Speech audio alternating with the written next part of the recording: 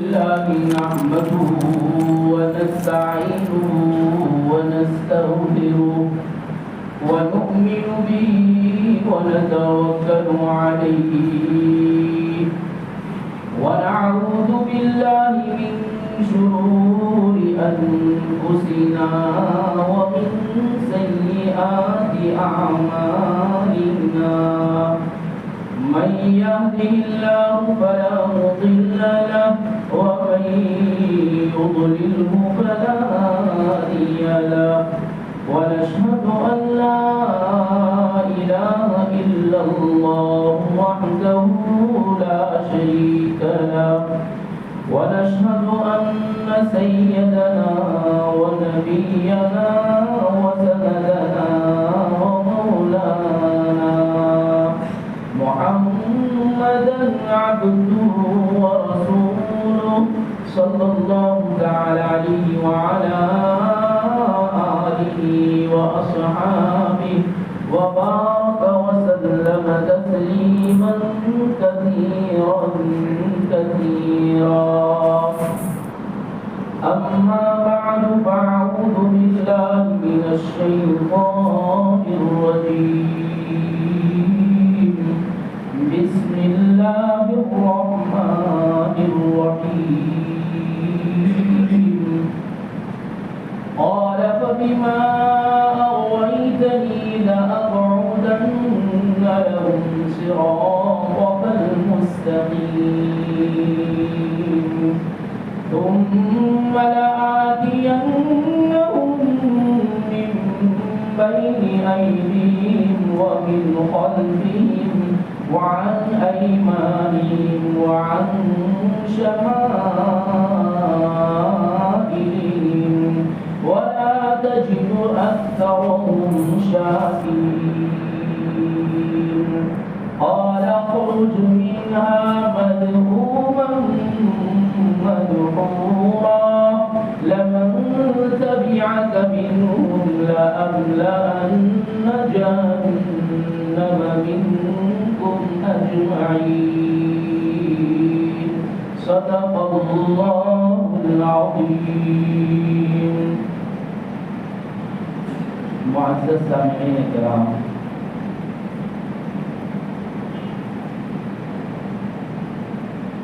شیطان نے جب کہ اللہ تبارک و تعالیٰ سے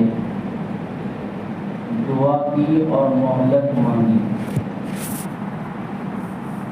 تو اللہ نے اس کو مہلت دے دی. جب اس کو مہلت مل گئی تو اسی وقت اس نے اپنے عزائم اور اپنے ارادے کا اظہار کیا اور رب کے سامنے اپنے ارادے اور عزائم بیان کرتے ہوئے وہ کہہ رہا ہے کہ جب کہ تو نے مجھے قیامت تک کی مہلت دے دی اور زندگی دے دی تو اب میرا کام، میرے ارادے، میرے عزائم یہ ہوں گے کہ جن چیزوں کی وجہ سے تو نے مجھے گمراہ قرار دیا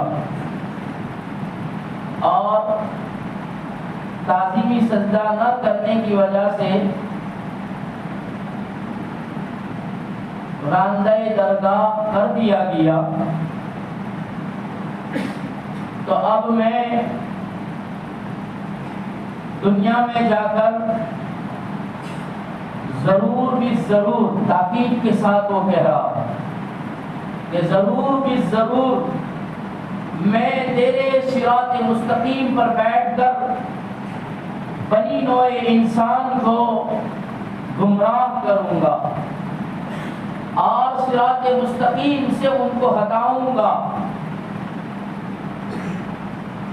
اور اس گمراہ کرنے میں میں اپنی ساری طاقت خرچ کر دوں گا. حدیث شریف میں آتا ہے کہ شیطان اپنے اس عزم کو پورا کرنے کے لیے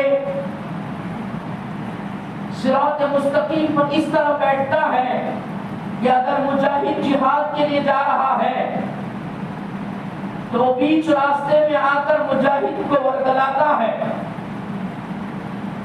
اور مجاہد کو کہتا ہے کہ جہاد میں کیوں جاتا ہے،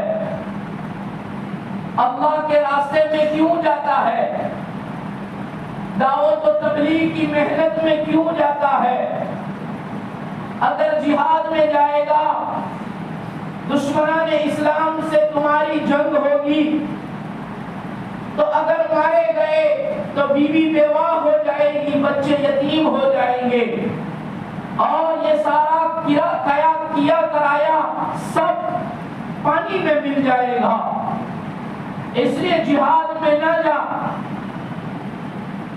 اعلاء کلمت اللہ، اشاعت دین کے لیے اگر تو جائے گا تو تیرے گھر والوں کی دیکھ بھال کون کرے گا، تیرے گھر والوں کو کما کر کون کھلائے گا، اگر تو سہردا 40 دن 4 مہینے چلا دیا تو تیرے گھر والوں کا کیا ہوگا، ان کی گزر بسر کی کیا صورت ہوگی۔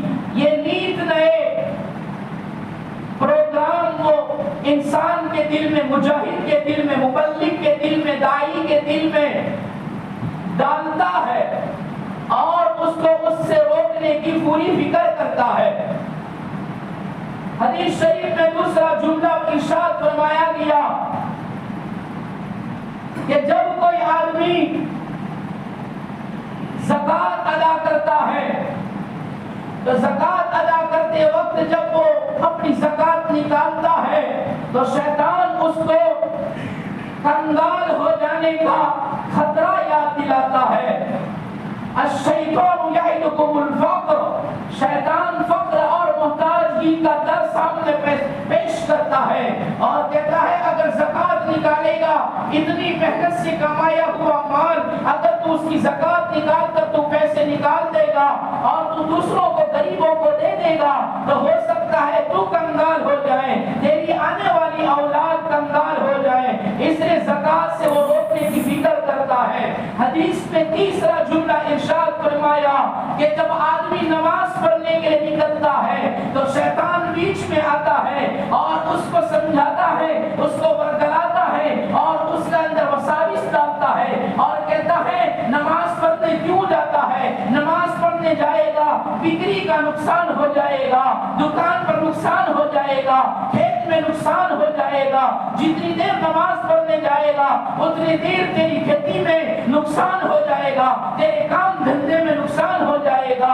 اور نیت میں اس کو نقصانات یاد دلاتا ہے اور یہ وساوس ڈال کر اس کو نماز سے روک دیتا ہے۔ نماز پڑھنے سے کس کا اچھا ہوا ہے، نماز پڑھنے سے کس کے مسائل حل ہوئے ہیں، نماز پڑھنے سے مسائل حل نہیں ہوتے ہیں۔ اللہ کی حدیث میں فرمایا نماز پڑھنے سے، نماز کا اہتمام کرنے سے، نماز کی پابندی کرنے سے اللہ رزق کا مسئلہ حل فرما دیا کرتا ہے۔ نمازی اللہ سے براہ راست باتیں کرتا ہے، نماز مومن کی معراج ہے، نماز کے ذریعے سے انسان اللہ کا قرب حاصل کرتا ہے، اللہ کی نزدیکی حاصل کرتا ہے، یہ سارے فضائل ہیں، لیکن اس کے مقابل شیطان اس کو وساوس میں ڈال کر، اس کو ورگلا کر نماز کے پڑھنے سے نقصانات بتاتا ہے، نماز پڑھنے سے جو کھوٹ ہے وہ ساری اس کے سامنے ظاہر کرتا ہے، جس سے آدمی نماز سے بھاگ جاتا ہے، نماز کو چھوڑ دیتا ہے۔ یہ اس کا وعدہ تھا، قال فبما اغويتني لأقعدن لهم صراطك المستقيم، صراط مستقیم پر بیٹھ جاؤں گا، سیدھے راستوں کی جتنی منزلیں ہیں ان منزلوں کے بیچ میں آ جاؤں گا اور منزل مقصود تک پہنچنے نہیں دوں گا، کامیابیوں کی منزلیں ان کو طے کرنے نہیں دوں گا، بیچ میں آ کر وساوس میں ڈال دوں گا۔ اس لیے کہ مفسرین نے فرمایا حدیث بیان کرتے ہوئے کہ جب اللہ تبارک و تعالیٰ حضرت آدم علیہ السلام کا مجسمہ بنا رہے تھے اور ان کا پتلا جب بنا رہے تھے اس وقت فرشتے بھی دیکھ رہے تھے اور شیطان بھی بغور دیکھ رہا تھا۔ یہ جملہ لکھا، فرشتے دیکھ رہے تھے، صرف دیکھ رہے تھے کہ اللہ مجسمہ بنا رہا ہے، اللہ پتلا بنا رہا ہے، لیکن شیطان بغور دیکھتا تھا، بہت دھیان سے دیکھتا تھا، ایک تو سرسری دیکھنا اور ایک بہت دھیان سے دیکھنا، وہ بہت دھیان سے توجہ توجہ سے دیکھ رہا تھا کہ کیا بنایا جا رہا ہے. جب پتلا آدم بن گیا, مجسمہ آدم بن گیا, تو اس کے بعد اس نے دیکھا کہ اندر سے کھوکھلا ہے, تو وہ کہنے لگا اس کے اندر کوئی چیز سرایت کی جا سکتی ہے, اس کے اندر کوئی چیز داخل کی جا سکتی ہے. اس لیے اس نے کہا اس کے اندر ہم وساوس ڈالیں گے, اس کے اندر ہم اپنی طرف سے باتیں ڈالیں گے. اور اس کا اس چیلنج اس نے اس لیے یہ چیلنج کیا تھا کہ جب آدم کا پتلا بنایا تو دیکھا اندر سے بہت کھوکھلا ہے اور وہ بہت جلدی وساوس میں آ جائے گا, اس کے اندر سرایت کیا جا سکتا ہے. اس لیے اس وقت اس نے یہ کہا تھا کہ صراط مستقیم پر بیٹھوں گا اور اس کو برگلاؤں گا, اس کو پھسلاؤں گا اور اس کو اپنے مکر و فریب کی جال میں لاؤں گا. اور اسی لیے اس نے جملے کہے اور پھر وہ راستے میں بیٹھ کر انسانوں کو, نسل انسانی کو اور بنی آدم کو وہ گمراہ کرتا ہے. پھر گمراہ کرنے کے لیے اس نے اللہ سے یہ فرمایا کہ صرف صراط مستقیم پر بیٹھ کر برگلانا اور پھسلانا ہی کام نہیں رہے گا, بلکہ ان کو میں جہنم تک پہنچاؤں گا. اور ان کو جہنم تک پہنچانے کے لیے, تیرا نافرمان بنانے کے لیے, تیرا باغی بنانے کے لیے اور اپنی دشمنی نکالنے کے لیے کہ تو نے مجھے جنت سے نکالا, اس جنت تک بنی آدم کے لیے تو نے جنت بنائی, اس جنت تک ان کو آنے نہیں دوں گا.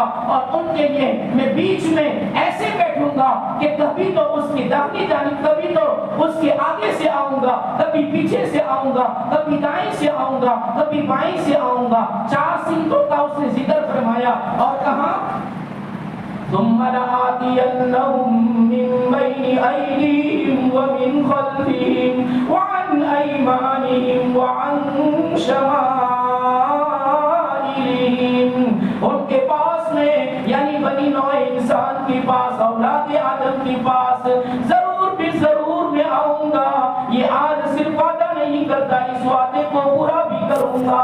آج سب کے جنت سے نکلنے سے پہلے مقدس جماعت میں سے نکلنے سے پہلے عزازیل سے ابلیس بننے کے بعد زمین پر اترنے سے پہلے کہ اب تو میرا وعدہ ہے فَبِمَا أَغْوَيْتَنِي, قسم اس چیز کی جس کے ذریعے تو نے مجھے گمراہ کر دیا, جس نافرمانی پر تو کہتا ہے یہ میری نافرمانی ہے اور تو یہاں سے نکل جا, تو اب میں بھی ضرور اولاد آدم کے پاس جاؤں گا اور آدم کی دشمنی اس کی اولاد سے نکالوں گا, اس کی ذریت سے نکالوں گا اور ان کو بہکانے کے لیے, ان کو بھڑکانے کے لیے ثُمَّ لَآتِيَنَّهُم مِّن بَيْنِ أَيْدِيهِمْ, ان کے آگے سے آؤں گا, وَمِن خَلْفِهِمْ, ان کے پیچھے سے آؤں گا, وَعَنْ أَيْمَانِهِمْ, اور ان کی داہنی جانب سے آؤں گا, وَعَنْ شَمَائِلِهِمْ,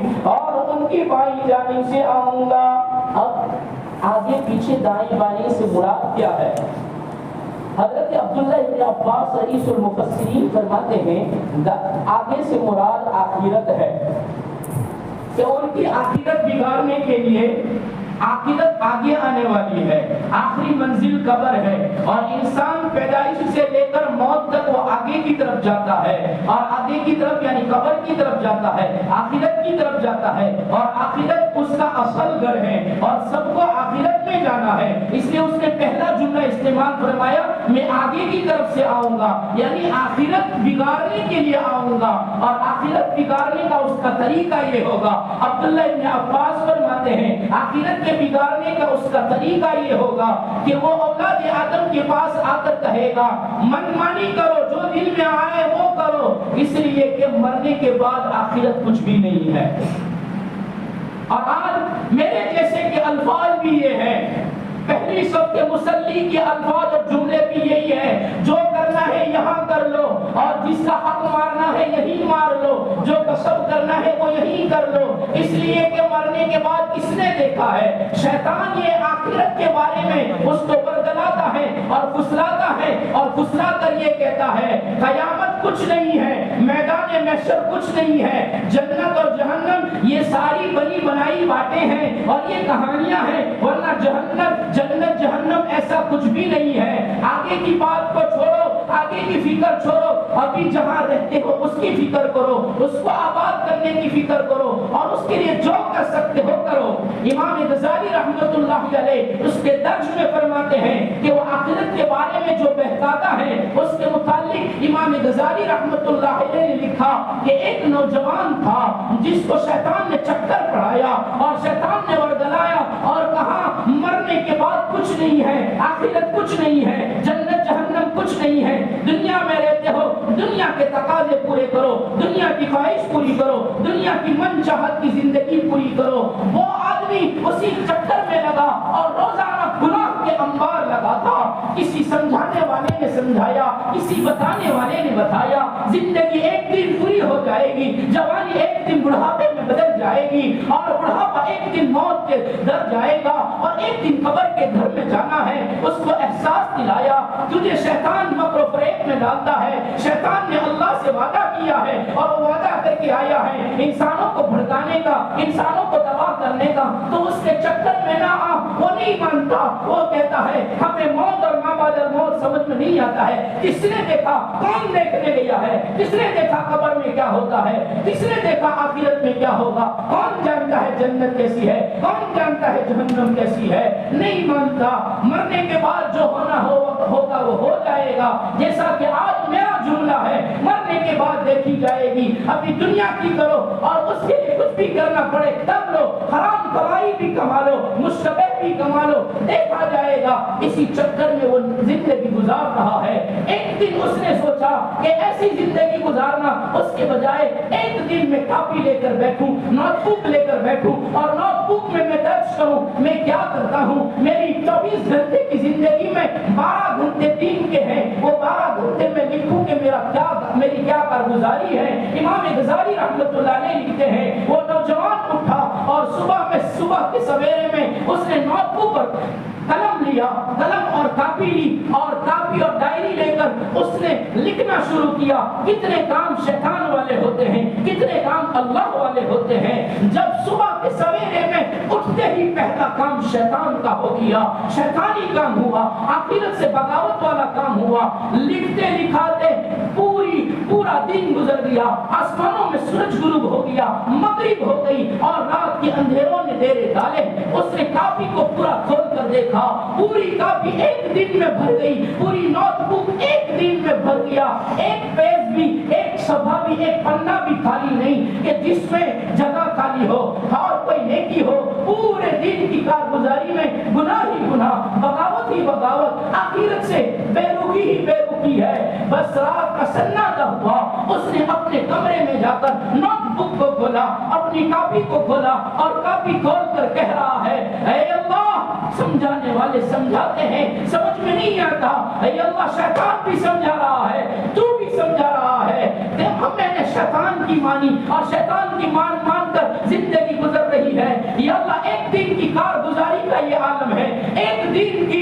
لکھنے پر پوری کاپی بھر گئی۔ یا اللہ تیرے کرامن کاتبین دائیں بائیں بیٹھے ہیں، کندھوں پر بیٹھے ہیں، پوری زندگی کی کارگزاری لکھ رہے ہیں، نامہ اعمال لکھ رہے ہیں۔ اے اللہ ایک دن کا حال یہ ہے کہ کاپی بھر گئی، زندگی کا کیا عالم ہوگا، زندگی کا کیا حال ہوگا جب کہ رجسٹروں کے رجسٹر اور چوپڑے کے چوپڑے، کاپیوں کی کاپیاں گناہوں سے بھری ہوگی، نامہ اعمال بھرا ہوگا، تیرے سامنے پیشی ہوگی، آخرت بگڑ گئی۔ میں تو شیطان کی مان کر چلتا رہا، اس نے تو تجھ سے وعدہ کیا تھا ثم لآتینہم من بین ایدیہم، ان کے آگے سے آؤں گا، آخرت کے بارے میں بہتا دوں گا، آخرت کے بارے میں بے فکر کر دوں گا۔ اے اللہ اگر آخرت کے بارے میں بے فکر ہو کر زندگی گزری تو لازم ہو گیا کہ جہنم ٹھکانہ بنے گا۔ اے اللہ معاف کر دے۔ امام غزالی رحمۃ اللہ علیہ لکھتے ہیں اس کی آنکھوں میں سے آنسو کا قطرہ نکلا اور وہ قطرہ اس کی کاپی پر گرا، اس نے کاپی کو بند کر دیا اور روتے روتے اس کی آنکھ لگ گئی اور آنکھ لگی۔ جب صبح میں اس کی آنکھ کھلی، وہ پھٹنے سے پہلے فجر کے وقت اس کی آنکھ کھلی، آنکھ کھلتے ہی اس نے سوچا کاپی کو کھول کر دیکھوں۔ امام غزالی رحمۃ اللہ علیہ نے لکھا جب اس نے کاپی کھولی پہلا پنہ بالکل صاف تھا، دوسرا پنہ صاف ہے، دیکھا تو پوری کاپی گناہوں کی لکھی ہوئی صاف ہو گئی اور ایک پنے پر لکھا ہوا تھا وَأُولَٰئِكَ يُبَدِّلُ اللَّهُ سَيِّئَاتِهِمْ حَسَنَاتٍ وَكَانَ اللَّهُ غَفُورًا رَحِيمًا۔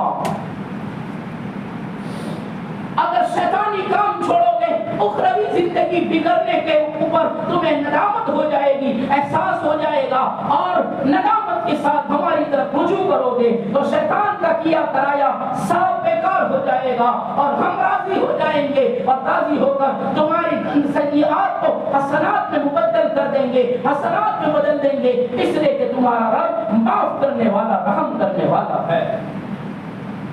تو شیطان آخرت کے بگاڑنے کی فکر کرتا ہے، جستجو کرتا ہے، اور آخرت برباد ہو جائے اس کے لیے فرمایا من بین ایدیہم، آگے کی جانب سے آؤں گا۔ عبداللہ ابن عباس فرماتے ہیں ومن خلفہم، اور پیچھے کی طرف سے آؤں گا، اس سے مراد دنیا کی طرف سے، کہ میں ان کو دنیا میں رکھ کر اس کو دنیا کا طالب بنا کر دنیا کے راستے سے میں اس کو تباہ کر دوں گا، دنیا کے راستے سے اس کو گنہگار بنا دوں گا، اور اس کا طریقہ یہ ہوگا کہ میں دنیا کے اندر دنیا کو زینت کے ساتھ دنیا مزین کر کے اس کے سامنے پیش کروں گا، اور اس کو دنیا کی مال و متاع کے پیچھے۔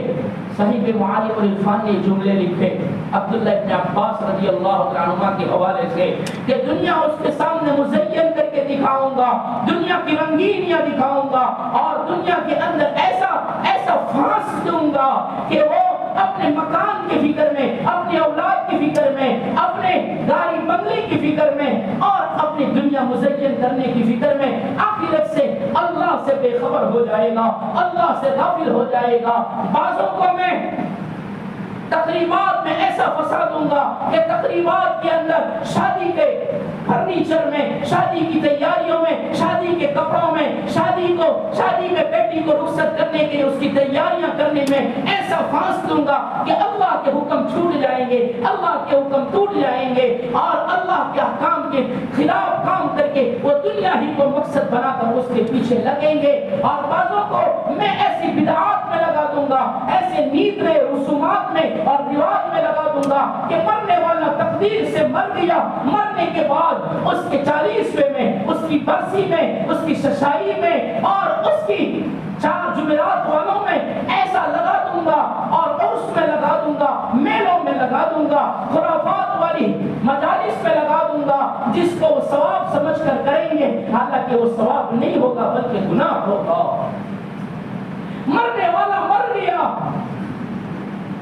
اور اس کے لیے قرآن خوانی رکھی، قرآن خوانی میں ساروں کے ساروں کو دعوت دے کر بلایا، اور سارا آنگن بھر گیا، سارا محلہ بھر گیا، سارے محلے میں سب بیٹھے ہیں، ایران توران کی باتیں ہو رہی ہے، کوئی پردہ ایصال ثواب نہیں کرتا، چند بچے پڑھنے آئے ہیں، وہ اپنی پڑھائی بگاڑ کر آئے، اپنا وقت بگاڑ کر آئے، اپنا وقت فارغ کر کے آئے، وہ پڑھ رہے ہیں، باہر تماشے ہو رہے ہیں، باہر باتیں ہو رہی ہیں، باہر ایران توران ہو رہا ہے، اور فرمایا شیطان نے ایسا مجلس میں لگا دیا، تعزیتی مجلس میں آنے والے تعزیت کو بھول کر دنیا کے اندر ایسے لگ گئے، دنیا کی چرچوں میں، دنیا میں بحث میں۔ میں نہیں کہتا، اپنی طرف سے کچھ نہیں کہتا، یہ دیکھنا ہو تو میں آپ کو کتاب کھول کر دکھا سکتا ہوں۔ صاحب معالم العرفان نے لکھا اللہ ایسی تقریبات میں، اور شیطان ایسی تقریبات میں اور ایسی لغویات میں اس کو لگا دیتا ہے کہ وہ اللہ کو بھول کر دنیا کے نشے میں آ کر ومن خلفہم، میں پیچھے سے آ کر ان کو گمراہ کرتا ہوں اور ان کو جنت سے بہکا کر جہنم کی طرف لے جاتا ہوں۔ یہ اس کا دوسرا راستہ۔ تیسرا راستہ اس نے فرمایا وعن ایمانہم، میں داہنی جانب سے آتا ہوں۔ داہنی جانب سے مراد عبداللہ ابن عباس رضی اللہ عنہما فرماتے ہیں داہنی سے مراد یہ ہے کہ نیکی کراتا ہوں اور نیکی کرانے کے بعد نیکی برباد کرا دیتا ہوں۔ بعضوں کو نیکی کی توفیق ہی نہیں ہونے دیتا، اور اگر بعضوں کو نیکی کی توفیق ہو جاتی ہے، نیکی کر لیتے ہیں، لیکن نیکی کرنے کے بعد ان کے اندر ریا پیدا کر دیتا ہوں، دکھلاوا پیدا کر دیتا ہوں، جس کی وجہ سے ان کی ہوئی نیکی بھی برباد ہو جائے۔ نیکی کروائی، لیکن نیکی کروانے کے بعد اس کا افشا ہر ایک آدمی سے بات کرتا ہے، ہر ایک آدمی کو کہتا ہے میں نے یہ کیا، میں نے یہ کیا، میں نے اتنے پیسے دیے، میں نے وہاں لگایا، یہاں لگایا، مسجد میں اتنے دیے، مدرسے میں اتنے دیے، فلاں کو اتنے دیے، فلاں کو اتنے دیے۔ اس کی ریاکاری نے، شیطان کہتا ہے میں اس کے اندر ریاکاری ڈال کر، دکھلاوا ڈال کر، اخلاص نکلوا کر اللہ کے لیے کروانے کے بجائے دنیا والوں کے لیے کروا کر اس کی نیکی کو برباد کرا دیتا ہوں۔ اور ایک تفسیر یہ فرمائی کہ نیکی کرواتا ہے لیکن نیکی خلاف شریعت طریقے پر کراتا ہے، نبی کے طریقے خلاف نیکی کرواتا ہے۔ نیکی تو کی لیکن طریقہ رسول ایسا نہیں تھا، طریقہ رسول کے خلاف نیکی کی۔ بخاری شریف اور مسلم شریف کی روایت، اللہ رسول صلی اللہ علیہ وسلم نے فرمایا کوئی آدمی نیکی کرے لیکن ہمارے طریقے کے خلاف کرے تو فرمایا اس کی نیکی مردود کر دی جاتی ہے۔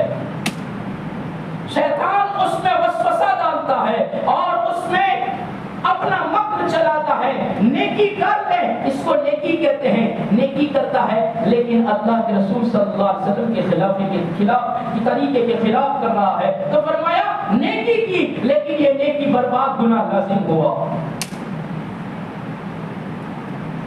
تراویح پڑھی، تراویح پڑھنے آیا، تراویح پڑھی، لیکن تراویح پڑھنے کے لیے رسول کا طریقہ یہ تھا کہ جب امام اللہ اکبر تکبیر تحریمہ کہے آ جاؤ اور پورا قرآن سنو، الف لام میم سے لے کر ناس تک سارا کا سارا قرآن سنو۔ یہ نہیں کہ پیچھے بیٹھ کر باتیں کریں، باہر بیٹھ کر باتیں کریں، اور پھر جب امام رکوع میں جائیں، حافظ صاحب رکوع میں جائیں تو جلدی جلدی آ کر رکوع میں شامل ہو جائیں۔ فرمایا یہ نیکی تو کی، تراویح تو پڑھی لیکن خلاف رسول کیا، خلاف شریعت کیا، تو فرمایا یہ شیطان کا مکر ہے، یہ شیطان کا چال ہے کہ تمہیں مسجد تک لاتا ہے، مسجد میں لا کر تمہیں اللہ کی رحمت سے دور کر دیتا ہے، اور پھر اپنی من کی چاہت کے مطابق تراویح پڑھا کر کہتا ہے جتلو تھا اتلو وہ تھے یوں موسیٰ جتلو تھا جتلو کروا جو۔ یہ میں نہیں کہتا، قرآن کہتا ہے وَعَنْ أَيْمَانِهِمْ، ان کی داہنی جانب سے آتا ہوں، یعنی ان کو نیکی کا شوق دلاتا ہوں، نیکی نہیں کرنے دیتا، اور اگر نیکی کروا دیتا ہوں تو نیکی کروانے کے بعد اس کو افشا کرا کر، ریاکاری کرا کر، نام و نمود کے لیے کروا کر اس کی نیکی برباد کر دیتا ہوں، اور بعضوں کو نیکی کرواتا ہوں لیکن خلاف سنت کراتا ہوں، خلاف شریعت کراتا ہوں، جس کی وجہ سے ان کی نیکیاں مردود ہو جاتی ہے۔ اور آخری بات، چوتھی بات اس نے یہ کہی کہ میں انسانوں کو ورگلاتا ہوں اور پھسلاتا ہوں اور اپنا شکار بناتا ہوں، تو فرمایا وَعَنْ شَمَائِلِهِمْ، ان کی بائیں جانب سے آتا ہوں، الٹی جانب سے آتا ہوں، اور دابی بازو سے آ کر ان کو ایسا ورگلاتا ہوں، ایسا پھسلاتا ہوں کہ ان کا خاتمہ اسلام سے، ایمان سے ہٹ کر کفر پر ہوتا ہے۔ یہاں تک تو تین چیزوں میں تو وہ ہو سکتا ہے کہ توبہ کر کے پھر آ سکتا ہے، لیکن چوتھا مکر میرا یہ ہے کہ جب میں آتا ہوں تو پوری زندگی اسلام اور ایمان کے ساتھ گزارنے والا موت کے وقت کفر کی حالت میں جاتا ہے۔ حضرت جنید بغدادی رحمت اللہ علیہ فرماتے ہیں میرے دل میں خواہش تھی، تمنا تھی، آرزو تھی کہ مجھے اگر شیطان مل جائے تو مجھے شیطان سے ایک سوال کرنا ہے۔ امام جنید بغدادی فرماتے ہیں میں نے اللہ سے دعا کی اور اللہ سے کہا یا اللہ تو سب کی سنتا ہے، جنید کی بھی سن لے، بغداد کے اس جنید کی بھی سن لے، اور دعا میری یہ ہے کہ ایک دن شیطان کی ملاقات کرا دے۔ یا اللہ میری التجا یہ ہے کہ شیطان سے ملاقات ہو جائے۔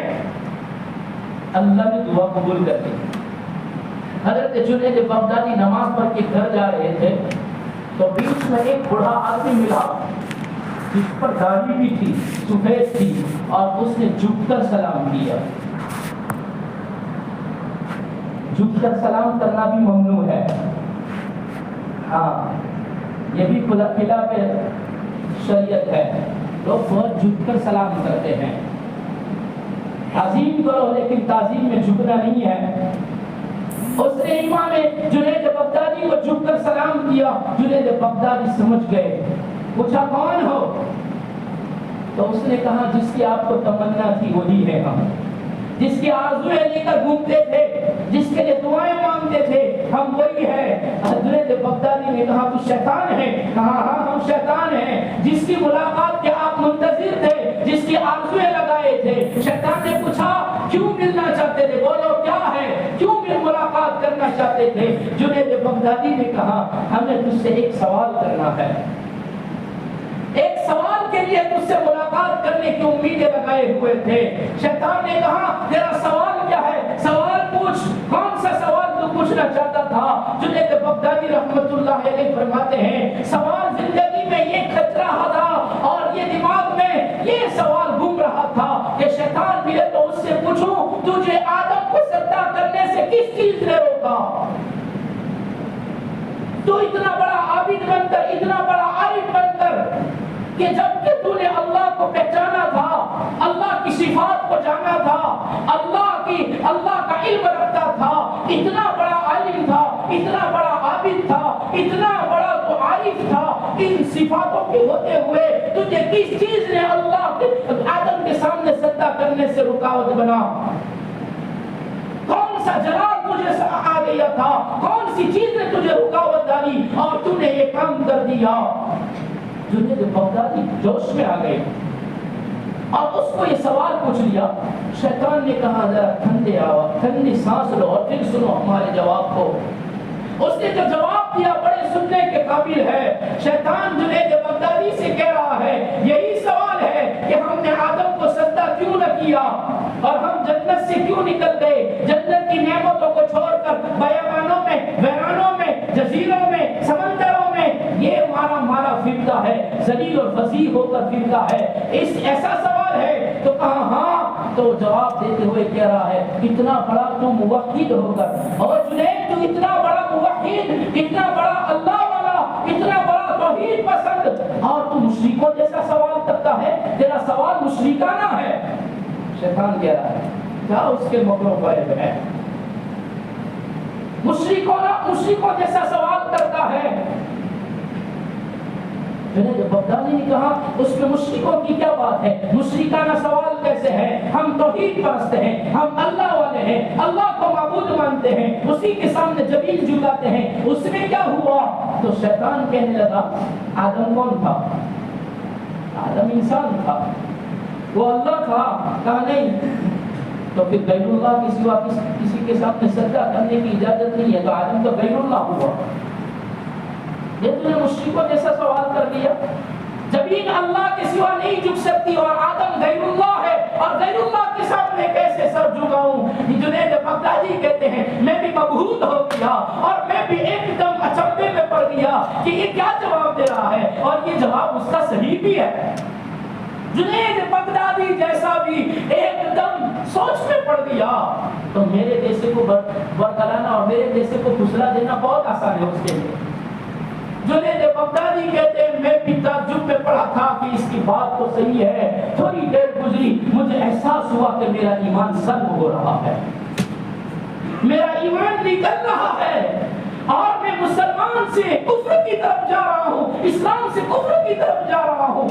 امام جنید بغدادی فرماتے ہیں ایک دم مجھے جن چھوڑا گیا اور میں مبہوت سا ہو گیا تھا، جب مجھے ایک دم ہوش آیا یہ کیا ہو گیا، میرا ایمان سلب ہو رہا ہے، میرا ایمان نکل رہا ہے۔ اے اللہ، شیطان کی ملاقات نے مجھے کہاں سے کہاں تک پہنچایا، یا اللہ میرے ایمان کا مسئلہ ہے، مجھے سمجھا دے، مجھے اس سوال کا جواب سکھا دے۔ اللہ نے الہام فرمایا جنید اس کو پوچھ کہ تجھے حکم کس نے دیا تھا، آدم کے سامنے سجدہ کرنے کا حکم دیا کس نے تھا؟ جنید بغدادی ایک دم ہوش میں آ گئے اور پوچھا شیطان سے کہ چل آدم غیر اللہ تھا، لیکن جس نے سجدہ کرنے کو کہا تھا وہ کون تھا؟ تجھے حکم کس نے دیا تھا؟ تو وہ کہتا ہے اللہ نے دیا تھا، تجھے تو حکم ماننا تھا، اللہ نے کہا تھا کر دے تو کر دینا چاہیے تھا، پھر اس میں آدم کو نہیں دیکھنا ہے، آدم کے لیے نہیں تھا، اللہ کے لیے کرنا تھا، آدم تو بمنزل قبلہ کے تھے، تجھے کر لینا چاہیے تھا نا سجدہ۔ جب حضرت جنید بغدادی نے یہ جواب دیا وہ ہکا بکا رہ گیا اور وہ شیطان کہنے لگا میرے مکر سے، میرے فریب سے تجھے بچا لیا گیا۔ جنید بغدادی نے اللہ کا شکر ادا کیا اور فرمایا اللہ تیرا احسان ہے، اگر شیطان وعن شرائع ایمانہم، ان کی بائیں طرف سے آتا ہوں اور میں ان کو پھسلاتا ہوں۔ عبداللہ ابن عباس فرماتے ہیں اور وہ اس طرح پھسلاتا ہے کہ وہ کہتا ہے گناہ کر لے کوئی نہیں دیکھتا، تو اکیلا ہے، گناہ کر لے کوئی نہیں دیکھتا، گناہ کر لے، جو ہونا ہوگا وہ ہو جائے گا۔ اگر کسی نے دیکھ لیا اور قید خانے میں بھی گیا یا تیری عزت بھی گئی تو پھر بعد میں عزت واپس آ جائے گی۔ شیطان ایسے پھسلاتا ہے، ایسے ورگلاتا ہے اور پھر اس کو ایمان سے چھڑوا دیتا ہے اور کلمے کے بغیر موت ہوتی ہے۔ آؤ میں تمہیں امام قرطبی نے تفسیر قرطبی میں عجیب داستان لکھی، میں سناؤں۔ بہت بڑے امام ہیں تفسیر کے، تفسیر قرطبی تفسیر کی کتاب ہے۔ تفسیر قرطبی میں لکھا، صحیح مظہری قاضی ثناء اللہ قلقانی پتی نے بھی لکھا، البدایہ والنہایہ میں علامہ ابن کثیر نے بھی لکھا کہ شیطان نے 400 سال عبادت کرنے والے کو، 400 سال اللہ کی عبادت کرنے والے کو آخری وقت میں بغیر کلمے کے دنیا سے رخصت کیا ہے۔ امام قرطبی فرماتے ہیں بنی اسرائیل میں برسیسا سواد سے برسیسا نام یہ ایک راہب تھا جس نے سب سے الگ تھلگ راہب بن کر رہبانیت اختیار کر لی، جنگلوں میں ایک چھوٹا سا عبادت خانہ بنایا اور اپنی عبادت میں مشغول رہتا۔ بہت لمبا واقعہ ہے، میرے پاس 5 منٹ ہے، مختصر کر دیتا ہوں جو ہمیں ضروری ہے، وہی باتیں بتا دیتا ہوں۔ امام قرطبی لکھتے ہیں کہ اس نے عبادت خانے میں عبادت ایسی کرتا تھا کہ کسی سے ملاقات بھی نہیں کرتا، کسی سے لوگوں سے اس کو کوئی تعلق ہی نہیں تھا، لوگوں سے کوئی اس کو واسطہ ہی نہیں تھا۔ لکھا ہے کہ اتنے بڑے عابد نہ بن جاؤ، اتنے بڑے ملنگ نہ بن جاؤ کہ لوگوں سے رشتے ہی توڑ دو، اس لیے لوگوں سے ملاقات کیا کرو، لوگوں سے میل جول رکھو، لوگوں کے ساتھ اٹھنا بیٹھنا بھی رکھو۔ اور ہمارا مزاج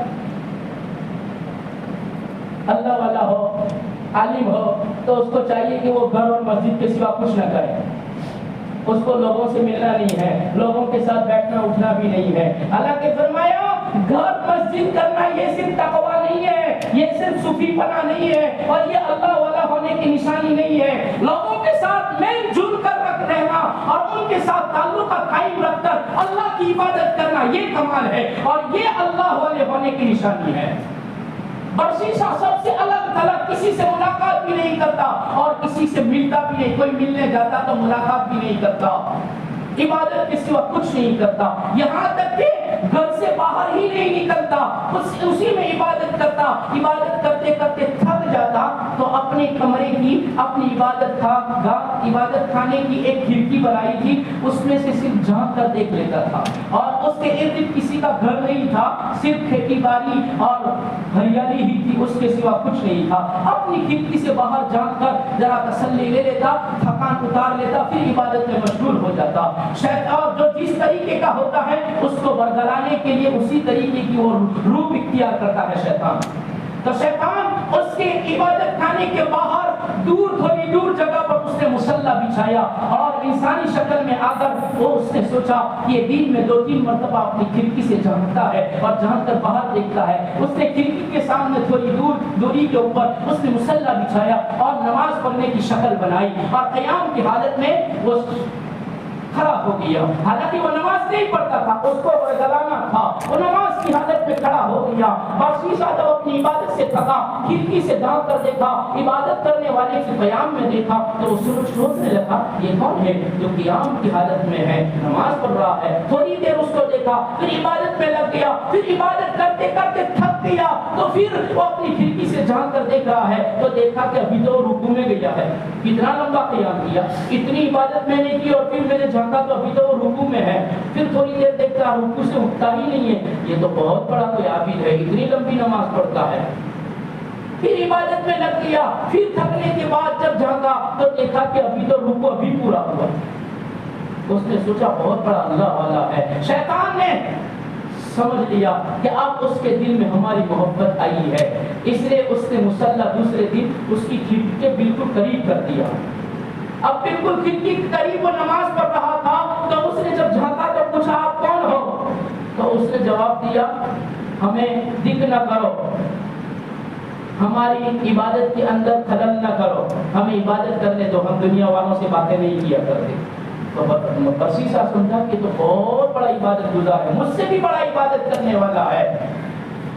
تھوڑے دن ایسا گزر ہوتا رہا۔ ایک دن بارش ہو رہی تھی اور بارش میں بھی نماز پڑھ رہا تھا، تو برسیسا نے سوچا کہ مجھے اخلاق دکھانے چاہیے اور نماز بارش میں پڑھ رہا ہے، اس کو گھر میں بلانا چاہیے۔ میں نے اس کو کہا آپ گھر میں آ جاؤ، تو اس نے کہا مومن کی دعوت تو قبول کرنا چاہیے، آپ مجھے دعوت دے اسے میں گھر میں آ رہا ہوں۔ وہ گھر میں گیا اور گھر میں جا کر عبادت میں مشغول ہو گیا، بات چیت نہیں کرتا۔ کئی مہینے ایسے گزرے، ایسا ہوتے ہوتے پھر جب 1 سال ہوا تو شیطان کہنے لگا، برسیسا کے دل میں برابر جگہ کر لی، تو اب کہنے لگا اب مجھے جانے کی اجازت دے دو، مجھے جانا ہے، اب مجھے دوسری جگہ جانا ہے۔ جب وہ جانے لگا تو برسیسا کے دل میں محبت آ گئی تھی، تو اس کی جدائی پر، اس کے جانے پر برسیسا کا دل نرم ہو گیا اور چہرے پر مسرورگی آئی، اس کے جانے کا ملال تھا۔ تو شیطان نے کہا ملال نہ کرو، ہم جا رہے ہیں لیکن آپ کو ایک تحفہ دے کر جا رہے ہیں، اور ایسا تحفہ کہ آپ مجھے زندگی پر یاد کرتے رہو گے۔ کیا تحفہ ہے؟ تو کہا ہمارے پاس ایک وظیفہ ہے، اگر کوئی بیمار آدمی آپ کے پاس آئے اس کو پڑھ کر پھونک کر دو گے، جب آپ دم کر دو گے تو اس کو اچھا ہو جائے گا، کیسا بھی بیمار کیوں نہ ہو اس کو اچھا ہو جائے گا، اور یہ ہمارے باپ داداؤں کی طرف سے ہمیں میراث میں ملا ہے اور بڑی محنتوں کے بعد ملا ہے۔ برسیسا نے کہا ہمیں اس کی کوئی ضرورت نہیں ہے۔ تو شیطان غصے ہو گیا اور کہنے لگا تو کیسا نالائق آدمی ہے کہ ہم نے برسوں محنت کے بعد اس کو حاصل کیا، ہم تجھے مفت میں دے رہے ہیں اور تو نہ کہہ رہا ہے۔ برسیسا نے جب اس کی خبری دیکھی تو کہنے لگا غصے نہ ہو جاؤ، جاتے جاتے تعلقات بگاڑ کر نہ جاؤ، کوئی بات نہیں، آپ ہمیں تحفہ دے دو۔ اس نے وہ وظیفہ دے دیا کہ پھونک مارے تو بیمار اچھا ہو جائے۔ وہ چلا گیا اور جا کر ایک بادشاہ کے پاس پہنچا جو اس جنگل سے دور ایک بستی تھی جہاں کا بادشاہ تھا، اس کے 3 بیٹے تھے، ایک بیٹی تھی، تو اس بیٹی پر اس نے اثر کر دیا، اور بادشاہ کی بیٹی پری لیتی ہے، خوبصورت ہے، اور اس پر شیطان نے اپنا اثر کیا، جنات نے اپنا اثر کیا اور اس کو دورے پڑنے لگے، اور طبیبوں کو دکھایا، ڈاکٹروں کو دکھایا، اس کا علاج، کسی کا علاج کارگر نہ ہوا۔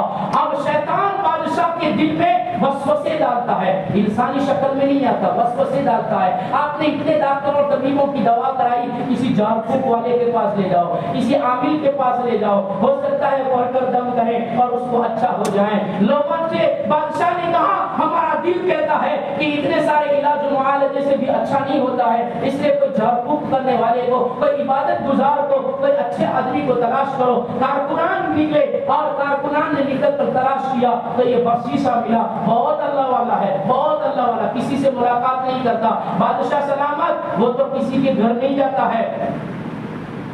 بادشاہ نے کہا اس کو کہو کہ وہ نہ آئے تو کوئی بات نہیں، ہم اس کے پاس آتے ہیں لیکن ہمیں ملنے کا وقت دیں۔ وہ لوگ کارکنان گئے اور برسیسا سے کہا، برسیسا نے کہا یہ جھمیلوں میں ہمیں مت ڈالو، ہمیں ہماری عبادت کرنے دو۔ کہا کہ بادشاہ کی بیٹی ہے اور آپ کو اللہ نے علم دیا ہے، آپ کے پاس کچھ ہے تو آپ پڑھ کر دم کر دو، ہو سکتا ہے کسی بیمار کو اچھا ہو جائے۔ آپ کے پھونک مارنے سے، آپ کے پڑھنے سے اگر کسی کی پریشانی دور ہو جائے تو کتنا بڑا ثواب ہے۔ برسیسا نے کہا کوئی بات نہیں، کہو کہ لے کر آ جائے۔ یہ شیطان کے چکر ہے، شیطان نے ورگلایا، لمبی چوڑی داستان، وقت اتنا نہیں ہے، اس لیے کہ لوگوں کو دور تک جانا ہے، لوگ پہنچ نہیں سکتے، دعائیں مانگنے کا وقت نہیں ملتا، اس لیے جلدی پورا کر دیتے ہیں انشاءاللہ۔ تو فرمایا کہ وہ گیا کارکنان اور بادشاہ اپنی بیٹی کو لے کر آیا، اس نے جھاڑ پھونک کی، اس نے برسیسا نے بھی سوچا کہ ہمیں جو تحفہ ملے اب ملا ہے، آج اس کو کر کر دیکھے کہ صحیح بھی ہے یا نہیں، تو آج اس نے پڑھ کر دم کیا تو اس کو تو اچھا ہو گیا، اس لیے کہ شیطان ہی غالب آیا تھا، شیطان ہی نے کیا تھا، اور یہ عمل بھی شیطان ہی نے سکھایا تھا۔ وہ اس نے پھونک ماری، وہ شیطان اس کے پاس سے ہٹ گیا، اس کو اچھا ہو گیا۔ 1.5 مہینے کے بعد پھر آیا اور 1.5 مہینے کے بعد پھر یہی بیماری ہوئی، پھر برسیسا کے پاس لے کر آئے، پھر جھاڑ پھونک کیا، ایسا کرتے کرتے کئی مہینے گزر گئے، اور پھر بادشاہ کی ملک کے اوپر کسی اور نے حملہ کر دیا، تو بادشاہ اپنے 3 بیٹوں کے ساتھ جہاد کی تیاری کرنے لگا، تو پھر بات یہ آئی کہ اکیلی لڑکی کو چھوڑیں گے کہاں، ہم جہاد میں جائیں گے تو یہ اکیلی رہے گی کہاں، تو کسی نے کہا فلاں نے وزیر کے گھر پر رکھ دو، اور کسی نے کہا فلاں کے گھر پر رکھ دو، کسی نے کہا یہ بات چھوڑو برسیسا کے گھر پر ہی رکھ دو۔ بادشاہ نے کہا میری بچی کو بیماری ہے، تھوڑی مدت کے بعد یہ بیماری ہوتی ہے اور برشیسہ کی پھونک سے اور اس کے دم سے اچھا ہو جاتا ہے تو اس کے گھر پر چھوڑ دیتے ہیں، ہو سکتا ہے اس کے دم سے اس کی بیماری اچھی ہو جائے، اگر بیمار ہو جائے تو وہ پھونک مار دے گا۔ پھر اس کو چھوڑ کر گئے اور وہ جہاد میں گئے۔ 1 سال کے بعد تینوں بیٹے آئے اور تینوں بھائیوں نے اپنی بہن کی خبر لی، بہن کو ملا وہ بیچ کی باتیں سب چھوڑ دیتا ہوں۔ پھر بھائی چلے گئے دوسری مرتبہ بھی، اور یہاں برشیسہ کے ساتھ نہ جانے شیطان نے ایسا مکر چلایا کہ پھر اس بچی سے بچہ بھی پیدا ہو گیا، اور شیطان نے پھر کہا یہ ان کے بھائی اور بادشاہ آئے گا اور تم پر الزام لگے گا، بچے کو بھی مار ڈال اس کو بھی مار ڈال، دونوں کو مار کر اس نے صحن میں دبا دیا۔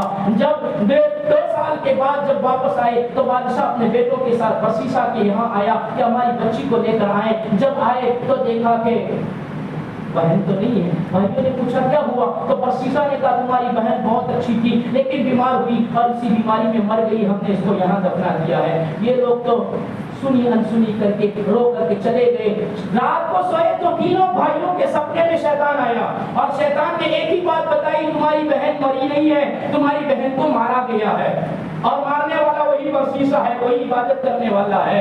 بھائیوں نے پھر تیسرے صبح میں اٹھے، تینوں نے اپنے اپنے خواب بیان کیے تو تینوں کہنے لگے سب کو ایک ہی جیسا خواب آیا ہے۔ تو تیسرے نمبر کا بھائی تھا وہ کہنے لگا مجھے برشیسہ کے پاس جانا ہوگا، تو منجلا بھائی کہتا ہے بیچ والا کہ چھوڑ دیں بات کو، چھوڑ دے، جو ہونا تھا ہو گیا۔ نہیں نہیں، ہماری بہن کے بارے میں ایک ایسی بات ہے۔ تینوں گئے اور تینوں جا کر اس سے پوچھا کہ بتا دے ہماری بہن کے ساتھ کیا ہوا تھا۔ کہا کہ وہ تو بیماری میں مر گئی تھی۔ شیطان آیا اور اندر ورگلانے لگا اور کہا نہیں، تمہاری بہن کو مارا گیا ہے اور تمہاری بہن کا ایک بچہ بھی تھا۔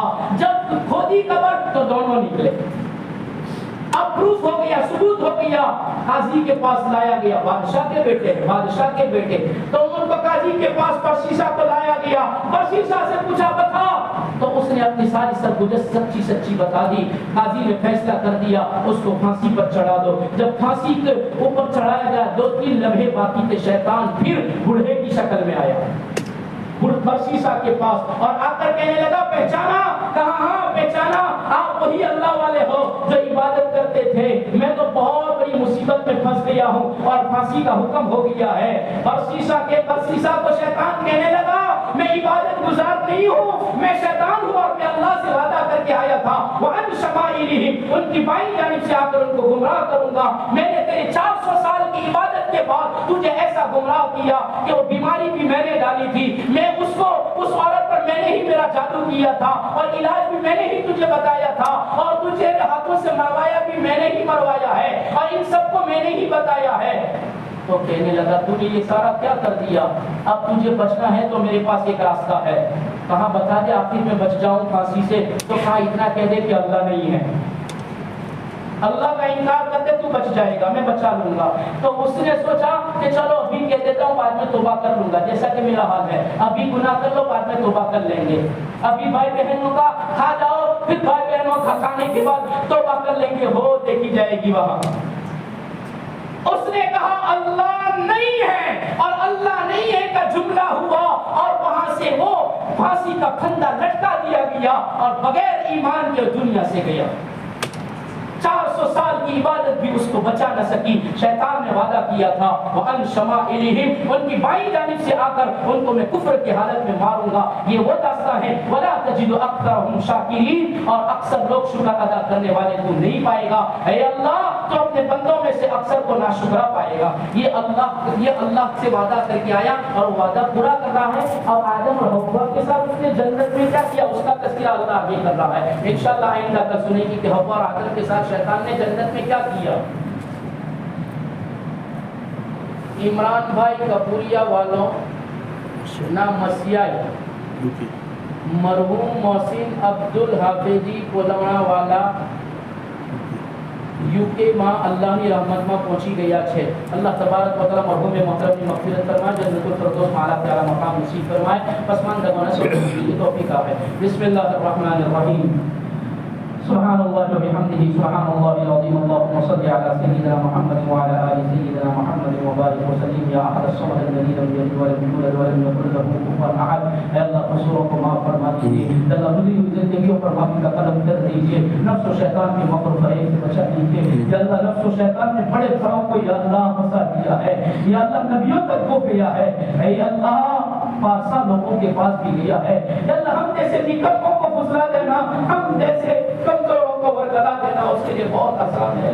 اے اللہ موت تک نفس و شیطان کے مکر و فریب سے بچائیے, اور جب موت کا وقت آئے یا اللہ شیطان سے بچاتے ہوئے کلمہ ایمان کے ساتھ بلائیے. اے اللہ دنیا آخرت بہتر سے بہتر بنائیے. یا اللہ آگے سے بھی حفاظت فرمائیے, پیچھے سے بھی شیطان سے حفاظت فرمائیے, یمین سے بھی شمال سے بھی یا اللہ شیطان کے مکر و فریب سے بچائیے. یا اللہ زندوں کی مغفرت فرمائیے, مرحومین کی مغفرت فرمائیے. اے اللہ جس مرحوم کے جب اعلان کیا گیا یا اللہ 7 سمندر پار پردیس میں انتقال کر رہے ہیں, یا اللہ پسمان لگا کو صبر جمیل عطا فرمائیے. یا اللہ یہاں بھی جتنے رشتہ دار ہیں, وہاں بھی جتنے رشتہ دار ہیں, ان سب کو صبر جمیل عطا فرمائیے. مرحوم محترم کی پوری پوری مغفرت فرمائیے. یا اللہ آپ نے رمضان میں بلایا ہے, رمضان میں مرنے والے کے تو منکر نکیر کے سوالات بھی نہیں ہیں. یا اللہ جب اتنی مبارک موت عطا فرمائی, قبر بھی مبارک بنا دیجیے, آخرت بھی مبارک بنا دیجیے, جنت الفردوس کا حقدار بنا دیجیے. اے اللہ ہم سب کو بھی یا اللہ ایسی مبارک موت عطا فرمائیے. وقت مقررہ پر کلمہ ایمان والی موت نصیب فرمائیے.